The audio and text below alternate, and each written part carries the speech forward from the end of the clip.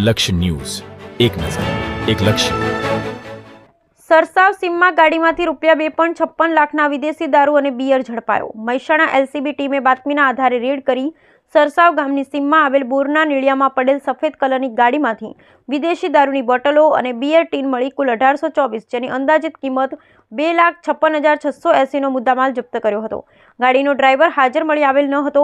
Mehsana LCB team Nandasan police station વિસ્તારમાં ખાનગી તથા સરકારી વાહનોમાં પેટ્રોલિંગમાં હતા. તે દરમિયાન કડીના સરસાવ ગામના પાટી આવતા સંયુક્ત રીતે બાતમી મળેલ કે સરસાવ ગામની સીમમાં આવેલ બોરના નીળિયા પાસે સફેદ કલરની ગાડીનો ડ્રાઈવર ગેરકાયદેસર રીતે ગાડીમાં ભારતીય બનાવટના વિદેશી દારૂ ભરેલ હાલતમાં કોઈની રાહ જોઈ ઉભેલ છે.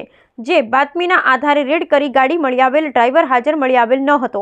પોલીસે ગાડીમાં તપાસ કરતા ગાડીમાંથી ભારતીય બનાવટના વિદેશી દારૂની બોટલ અને બિયર ટીન કુલ મળી 1824, જેની અંદાજિત કિંમત ₹2,56,680. ગાડીની કિંમત ₹15 લાખ મળી કુલ ₹17,56,680નો મુદ્દામાલ જપ્ત કરી પોલીસે કાયદેસરની કાર્યવાહી હાથ ધરી. Bureau report Kanubhai Patel.